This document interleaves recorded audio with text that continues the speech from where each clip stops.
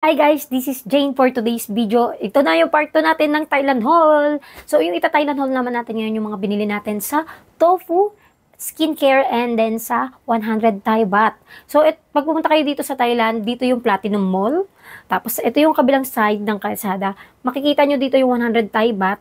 Tapos lakad ka lang kayo ng onte. Dito naman yung tofu skincare. Pero meron din namang 100 Thai baht sa loob ng Platinum Mall. I'm not sure kung third floor siya or second floor, pero mas marami yung options dito sa may tapat, dito sa may labas. Okay?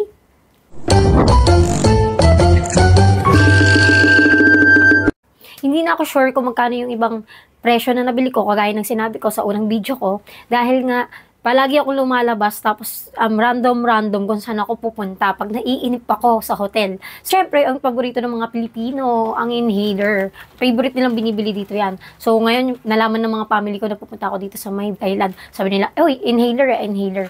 Ayan, meron ako binili. Ito is 135 baht ang isang set. So, 6 ang isang set. So, ang pinili ko to is, pastel color. So, damihan nyo na.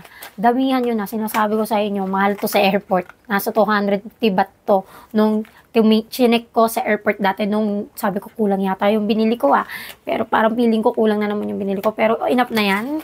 And then, ito is 90 baht isa. Yung ganitong klase. This is 90 baht. Ayan.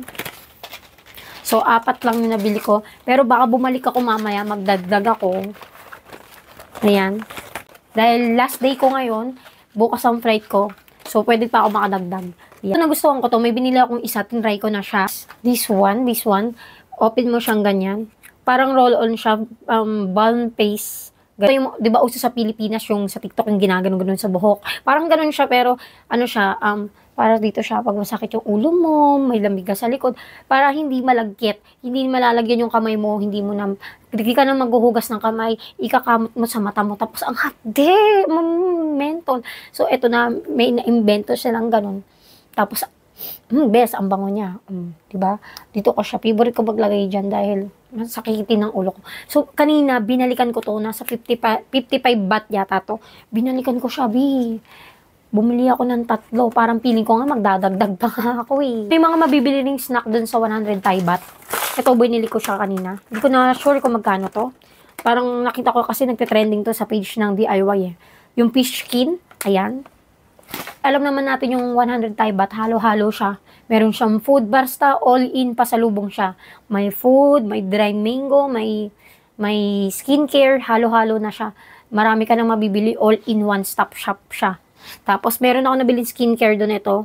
Parang nabili ko yata siya, 39 baht yata. I'm not sure. Parang 39 baht yata isa. So, bumili na ako ng 2. Moisturizer siya. Hindi na ako nakabili nito. Ang cute nito, pabango siya Na maliit lang siya, perfume. So, parang nasa 79 yata siya. Or 55, bilan yan. So, yan. Marami kayong mabibili doon kasi para siyang one-stop shop. Yung first time ko dito sa Thailand, binili ko to.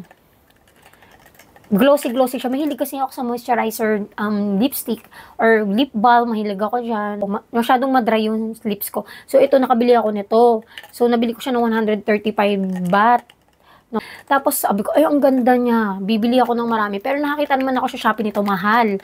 So, kuya, bumili na ako ng 2. Tapos, syempre nga, mahilig nga ako sa mga lip gloss. Bumili nga ako ng isa. Tapos, ito, may lipstick akong nabila. Ito yung nagte-trending dito, yung jelly tint. Yan yung mga binili ko. So, 100 Thai baht lang yan. Nag-add nga ako, sabi ko, meron kasi akong binili sa tofu nung una ng mga ganito, pero 7 yung brand niya. So, ito yung brand na hinahanap ko na na-try ko last time. Yung green herb oil na ganito, ganyan siya. Ayan. Na-try ko last time, magandang brand to. Wala nito sa tofu, napansin ko. Kasi bumili ako sa tofu, yung 7 na brand. Siyempre, yung mga paborito na matatanda. Ayan, pag nahihilo sila, may vertigo sila. Ayan, 4.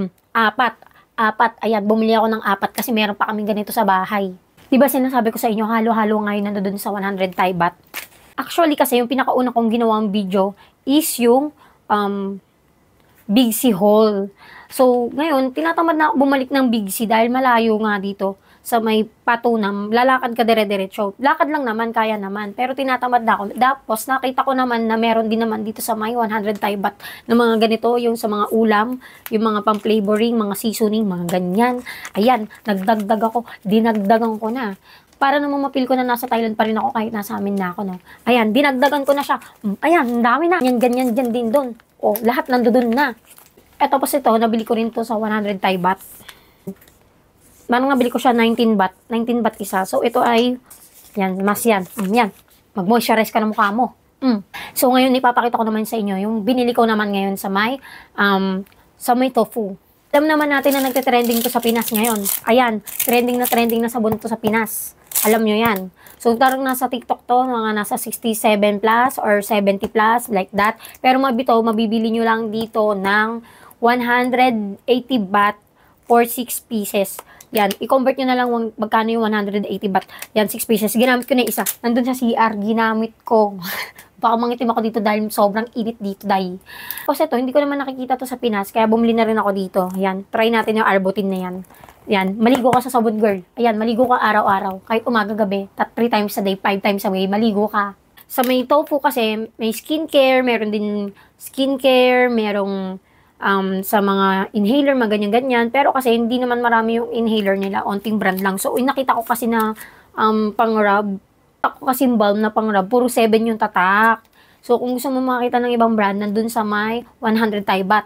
So, ayan, bumili na ako isang set. 480 yata to, isang 480 baht yata to. Bili ko yata nito, parang 480 baht or 450 baht. 6 na siya. Sinasabi ko kanina, kasi yung isa kanina, ibang brand yon sa may 100 Thai baht. Tapos, ayan, ito, binili ako ng isang set, 7 naman. Masarap sa ulo kasi relaxing siya. Mag-dry ang skin ko dito, dahil lang napakainit dito, ay bumili talaga ako ng lotion. Ayan, ng lotion. Iba na yung tono ng boses ko. Kasi napapagod na ako. Gusto ko na matapos yung video. So, ayan. Ito yung binili ko. So, nakita nyo, bukas na siya. Dahil ginamit ko, syempre. Kaya nga bukas kasi ginamit nga. So, mahilig ako sa may milk lotion. So, parang nabili ko siya ng 160 baht. Tanda ko siya. So, ang bango nito, gusto ko yung amoy nito. Mahilig ako sa mga milk lotion.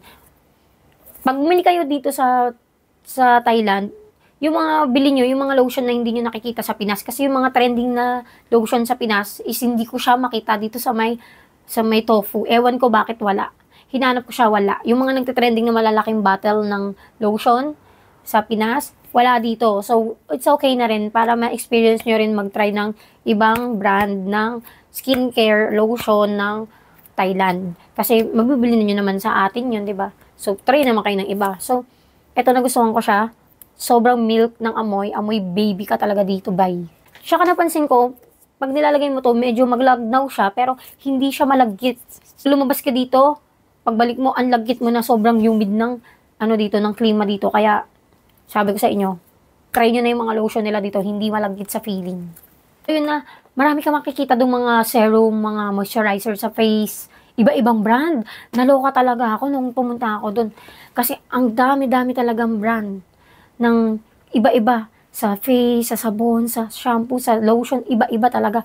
So, ito, nag-try ako ng mga iba-ibang type ng serum. Yan, serum. Yan, kung ano-anong serum yan.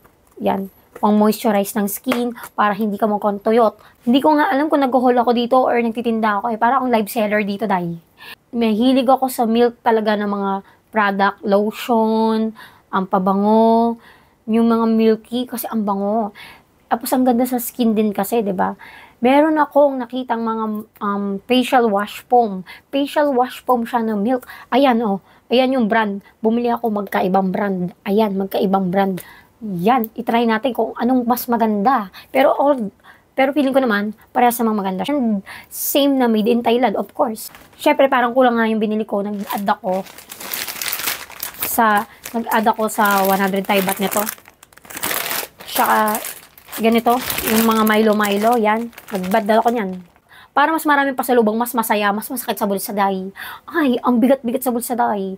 Pero bawiin na lang natin yan. More blessings to come na lang. So, dyan na nga nang tatapos yung ating video. So, see you next time. Bye!